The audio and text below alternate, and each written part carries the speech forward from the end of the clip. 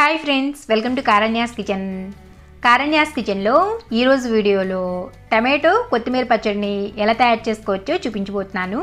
ఇది అన్నంలోకి చాలా రుచిగా ఉంటుంది. అండ్ ఏ టిఫిన్స్లోకైనా ఇడ్లీ, దోశ ఇలా ఎందులోకైనా కూడా చాలా టేస్టీగా ఉంటుంది. ఇప్పుడు ఈ పచ్చడిని ఎలా తయారు చేసుకోవచ్చో వీడియోలోకి వెళ్ళి చూసేయండి.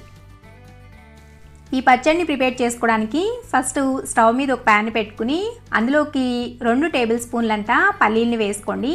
మీరు కావాలంటే పల్లీల ప్లేస్లో నువ్వులను కూడా వాడుకోవచ్చు.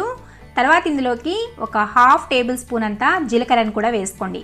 వేసుకుని లో టు మీడియం ఫ్లేమ్లో ఈ పల్లీలు ఇంకా జీలకర్ర అనేవి చక్కగా వేగేంత వరకు ఫ్రై చేసుకోండి. ఇక్కడ నేను మీకు ఫ్రై చేసిన తర్వాత చూపిస్తున్నాను చూడండి. ఈ విధంగా ఫ్రై చేసుకుంటే సరిపోతుంది. ఇలా ఫ్రై చేసుకున్న తర్వాత ఇప్పుడు వీటిని ఒక ప్లేట్లోకి వేసుకుని తర్వాత అదే ప్యాన్ని స్టవ్ మీద పెట్టుకోండి. ఇప్పుడు ఇందులోకి ఒక 2 టేబుల్ స్పూన్లంతా నూనెను వేసుకోండి. ఈ పచ్చడికి కొద్దిగా నూనె ఎక్కువ వేసుకుంటేనే టేస్ట్ బాగుంటుంది. ఈ విధంగా నూనె వేసుకుని నూనె అనేది కొద్దిగా కాగిన తర్వాత ఇందులోకి ఒక 20 నుంచి 25 వరకు పచ్చిమిర్చిని తీసుకోండి. ఇక్కడ పచ్చిమిర్చి అనేది మీరు తినే ఘాటుకు తగ్గట్లుగా తీసుకోండి. అండ్ పచ్చిమిర్చిని ఈ విధంగా 2 సగాలుగా తుంపుకుని వేసుకోండి. అప్పుడు మీద చిందకుండా ఉంటాయి. వేసుకుని లో టు మీడియం ఫ్లేమ్లో ఈ పచ్చిమిర్చి అనేవి చక్కగా వేగేంత వరకు ఫ్రై చేసుకోండి. సుమారుగా ఒక 2-3 నిమిషాల పాటు టైం అయితే పడుతుంది. మూత పెట్టుకుని ఫ్రై చేసుకోండి, మీద పడుకోకుండా ఉంటాయి. ఇలా మధ్యలో కలుపుకుంటూ ఉండండి. అండ్ ఇక్కడ నేను మీకు ఫ్రై చేసిన తర్వాత చూపిస్తున్నాను చూడండి. ఈ విధంగా ఫ్రై చేసుకుంటే సరిపోతుంది. ఇలా ఫ్రై చేసుకున్న తర్వాత ఇప్పుడు ఇందులోకి ఒక పెద్ద కట్ట కొత్తిమీరని తీసుకుని దాన్ని శుభ్రంగా కడిగి ఈ విధంగా చిన్న ముక్కలుగా కట్ చేసుకుని వేసుకోండి. అండ్ కొత్తిమీరను కంపల్సరీగా కాడలతో సహా వేసుకోండి. వేసుకుని వీటిని లో టు మీడియం ఫ్లేమ్లో మధ్యలో కలుపుకుంటూ కొత్తిమీర అనేది చక్కగా మగ్గేంత వరకు ఉడికించుకోండి.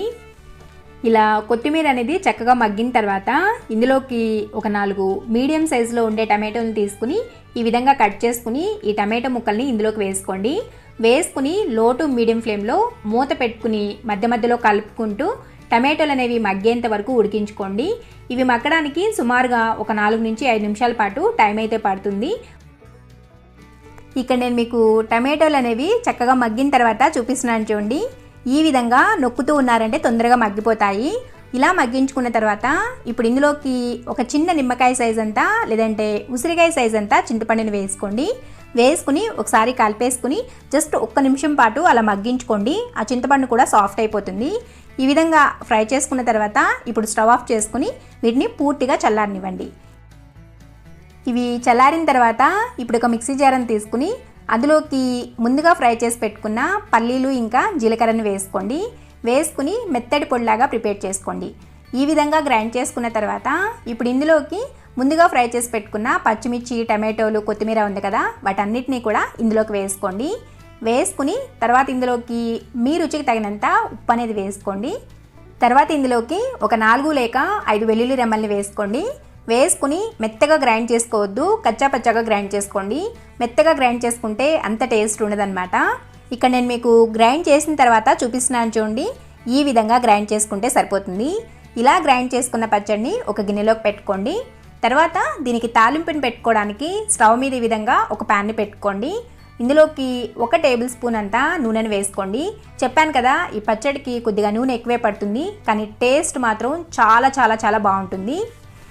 ఇప్పుడు ఇందులోకి ఒక 4 లేక 5 వెల్లుల్లి రెమ్మల్ని ఈ విధంగా దంచి వేసుకోండి. తర్వాత కొన్ని పోపు దినుసులను కూడా వేసుకోండి. వేసుకుని లో టు మీడియం ఫ్లేమ్లో ఇవి చక్కగా వేగేంత వరకు ఫ్రై చేసుకోండి. ఇవి ఫ్రై అవుతున్నాయి అన్నప్పుడు ఇందులోకి ఒక 2 ఎండుమిర్చిని ఈ విధంగా 2-3 సగాలుగా తుంపి వేసుకోండి. లాస్ట్లో ఇవంతా కూడా ఫ్రై అయిన తర్వాత ఒక 2 రెమ్మల కరివేపాకును వేసి చక్కగా కలిపేసుకుని స్టవ్ ఆఫ్ చేసుకోండి. చూసారు కదా, ఈ విధంగా ఫ్రై చేసుకుంటే సరిపోతుంది. ఇలా తాలింపుని ఫ్రై చేసుకున్న తర్వాత ఇప్పుడు ఈ తాలింపుని తీసుకెళ్ళి పచ్చడిలోకి వేసుకోవడమే. అంతే, చాలా టేస్టీగా ఉండే టమాటో కొత్తిమీర పచ్చడి అయితే రెడీ అయిపోయింది. ఒకసారి ట్రై చేయండి. ట్రై చేసిన తర్వాత మీకు ఎలా వచ్చిందో కూడా కింద కామెంట్ సెక్షన్లో కామెంట్ చేసి చెప్పండి. మీకు ఈ వీడియో కానీ నచ్చినట్లయితే వీడియోని లైక్ చేయండి. ఈ వీడియోని మీ ఫ్రెండ్స్కి, రిలేటివ్స్కి షేర్ చేయండి. మరిన్ని యమ్మీ అండ్ టేస్టీ రెసిపీస్ కోసం కారణ్యాస్ కిచెన్ని సబ్స్క్రైబ్ చేసుకోండి. అండ్ పక్కనే ఉన్న గంట సింబల్ని కూడా నొక్కండి. Thanks for watching.